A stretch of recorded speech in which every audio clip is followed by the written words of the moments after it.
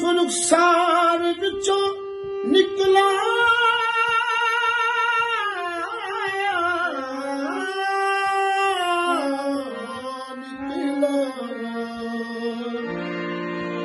उन नुकसार विचों निकला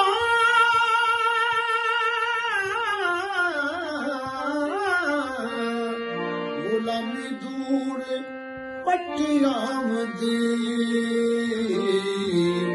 बाबा सोता पट्टियां दी जी बाबा हजूर। अस्सलाम वालेकुम।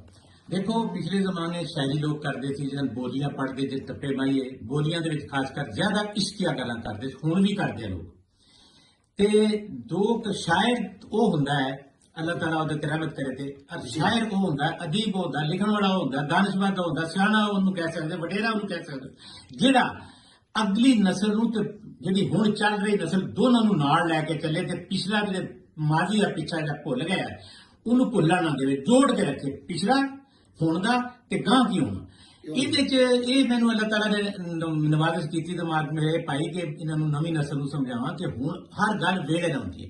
ਕਿਸੇ ਦੇ ਘਰ ਵਿਆਹ ਹੈ ਫਰਜ਼ ਕਰੋ ਤੇ ਤੁਸੀਂ ਕਹਿੰਦੇ ਯਾਰ ਬੜਾ ਅਫਸੋਸ ਹੋਇਆ ਅੱਲਾਹ ਤਾਲਾ ਜੰਨਤ ਨਸੀਬ ਕਰੇ ਤੇ ਕਿਸੇ ਦੇ ਘਰ ਜਨਾਜ਼ਾ ਹੈ ਤੁਸੀਂ ਕਹੋ ਯਾਰ ਬੜੀ ਖੁਸ਼ੀ ਹੋਈ ਢੋਲ ਵਾਲਾ ਬੜਾ ਅੱਛਾ ਸੀ। हर गल वेले ना सुनी जाती है। हुण इस वेले वेला है कि इस वेले साडा मुल्क जिहड़ा इन्ने खतरे च है इन्ने ज्यादा खतरे च है जिहदी कोई हद नहीं। हर बंदा अपना अपने तवे ते रोटियां लाला पराठे तड़कल भज्जी जांदा किसी नूं मुर्ग दा ख्याल नहीं है।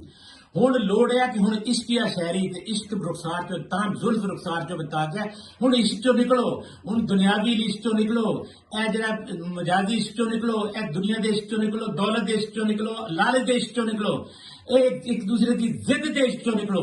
हुण थोड़ा देर सबर कर लो ये तुहाडी धरती तुहाडी मां है इनू बचा लो रल मिल के सारे ये बच गई ते रोज इश्क करते रहो तुहानूं कोई रोकण वाला है। माशाअल्लाह शुक्रिया।